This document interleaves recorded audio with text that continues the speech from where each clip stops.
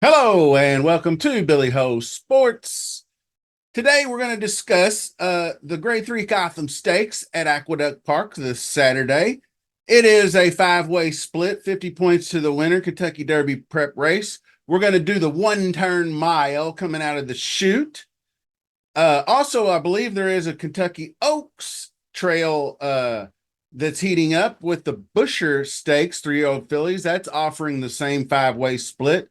Trainer Brad Cox is entering 4 contenders in this weekend's Gotham Stakes. So we're going to take a look closely at all the contenders, including all his. And let's see what else we got here. Checking out all the latest content. Don't forget that the playlists are out there for you for your convenience to jump in and go back and check out all the previous prep races and all that good stuff. So just remember to subscribe to the channel and hit the like button, all that good stuff. Comment who you like this weekend, who you think is going to win this race. Maybe throw out an exotic bet or two, and we see what we got. So let's get into it. And number one, we have Conante, trained by Todd Pletcher, ridden by Jose Gomez.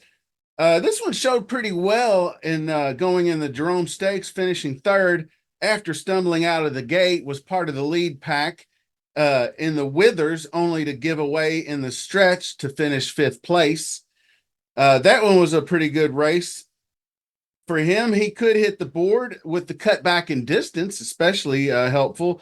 And they are also taking off the blinkers. One to keep an eye on.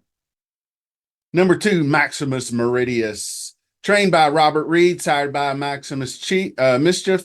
This is a Pennsylvania bred colt, and went 2 for 3 at Parks Racing in his latest, showing some maturity, getting out to the comfortable lead, keeping on task down the stretch. We'll try to translate that speed over to the Aqueduct racetrack.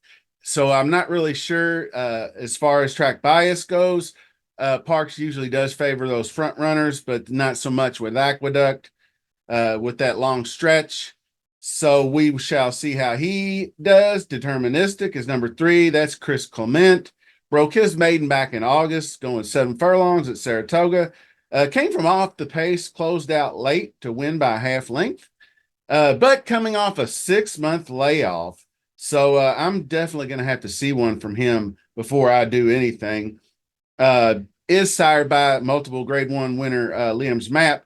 Number 4, Facenda, is trained by Doug Danner, ridden by Abel Cedillo. Won his maiden first out going at 5.5 at Turf Paradise, but I'm going to pass on that one. Gets me over to number 5, Deposition, is trained by Uriel Lewis and ridden by Dexter Haddock. Did run fourth at a 71-1 odds in his last, but I'm passing on that one as well. Air Cav is next. Number 6 is Brad Cox, ridden by Eric Cancel, sired by Matoli. Ran a distant third in that Jimmy Wingfield. Probably going to pass on that one as well. Number 7 is El Grande, the New York bred colt, sired by Take Charge Indy, trained by Linda Rice. The back-to-back second place finishes going out on the front end, just couldn't hold on, but did finish it out going a mile in the Sleepy Hollow. So it's going to depend if he can hang on. I'd say one turn out of the chute, El Grande is going to be one of your top choices there. He's mine as well. So number 8 is Bergen, is another Brad Cox trained colt. Recently won the Jimmy Wingfield Stakes in his first off the layoff. Looked very comfortable in the stretch, easily pulling away. This one looks like he's got a lot more to offer. So number 8, Bergen, is going to be probably one of your top 2 or 3 choices, I'd say, on the board. That brings us to number 9, Eliminate. And Todd Pletcher, trained colt, sired by Curlin, broke his maiden in his 3-year-old debut at Aqueduct, coming from off the pace, which should serve him well in this one. He angled out 6 wide and took control in the stretch, held off the number 3 horse Laser Sharp with a game finish there. So Bergen looks like a promising, Eliminate looks like a promising contender. Number 10 is Just a Touch. Brad Cox once again won first out in a dominant performance, winning by over 4 lengths at Fairgrounds, pressing that pace, taking over in the turn, never looking back. Not done improving, I don't believe, and a definite contender. Gonna have to watch the tote board on this one because if the odds start getting down too low, I might lose interest, but it's probably going to be a tough toss in your exotics, I'd say. So anyway, number 11, Lightline, Brad Cox, uh, was upset as the favorite in the recent Grade 3 Withers Stakes at Aqueduct. That was the one Uncle Heavy closed out down the stretch. Lightline looked like he was going to be right there, but wasn't able to close enough ground and finish third. So he looks to improve off of that effort, going a mile in the Gotham. Not sure about the cutback in distance. He looks like he needs more distance, so it will be interesting. But if they change tactics, I think he'll be right up there with the rest of them. So Lightline, I always get confused, but it just sounds like Flightline, but it's not sired by Flightline. So just keep that in mind.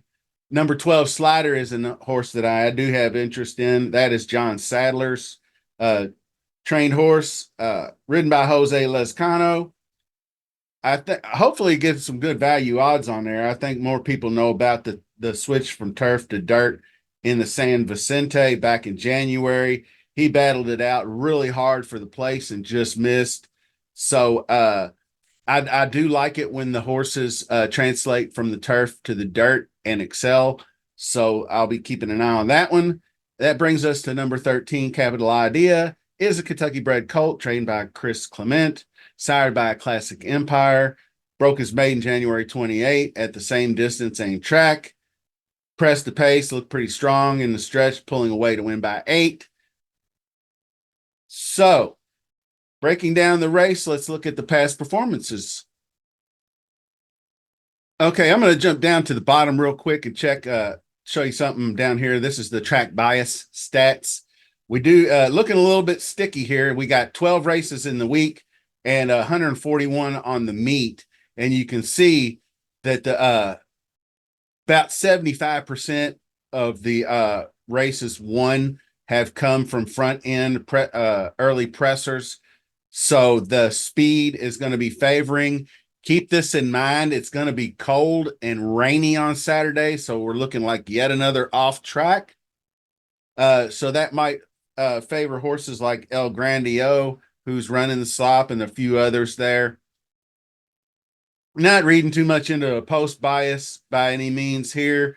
I think you can come from almost anywhere on Aqueduct's racetrack and get it done. So back up to the top. Like I said, I thought maybe a slight sleeper. Canante, you can see the blinkers are off. The Withers was right there up front. That was going a mile and an eighth in the muddy sealed track. You could see that he set the pace and had the lead, and then just wasn't able to get there in the end, got tired. So maybe the cutback in distance might get him closer. Maximus Meridius, 91 speed figure in the wind, 6.5 in the mud. So I'm not really its second choice here. I don't have it in my list of bets, but it is one to keep an eye on. I don't have anything to knock betting it. I saw a Jeep when I went to the gym the other day that had Maximus written all across the side of it. And this was right after I'd done my research and everything and Maximus Meridius. And I went to the gym afterwards and it just said Maximus something or other all up painted across the side of this giant 4-wheel drive Jeep. So I thought, that's kind of strange. But anyway, I digress. Deterministic, Facienda, no thanks. Deposition, no thanks. Aircalf, it's not making my betting board, but here's the first horse I'm getting into. Like I said, in the Withers, just got ran down by Uncle Heavy late in the race. Kendrick Carmouche is back on aboard the saddle for Linda Rice. I feel like he's going to get it done this time around, but you never know. Different competition. So we'll have to see how it goes, but it's going to be my top choice. Bergen's, I think I got listed third, but I think more that I look at it might be the second choice for Brad Cox, 6 in the muddy sealed track, 1 going away in the Jimmy Winkfield. That's really tough, 94 speed. Eliminate, I just did. This is just a touch with the 97 sloppy sealed track.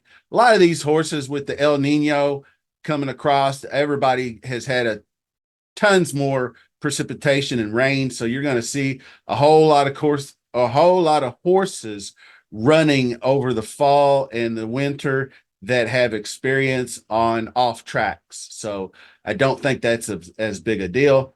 We're not looking for his mutter being a mutter. But 21% on the sire side, that's pretty solid. So anyway, some other things to look at: Lightline, a slider. Those are all in the mix for me. And Capital Idea looks good, mile in the slot, but might just be outclassed. So basically what it amounts to, throwing in Canante, excuse me, throwing in Canante at the bottom for maybe some underneath trifectas.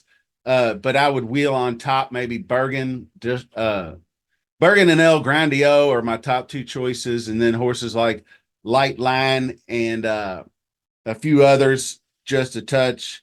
Bergen.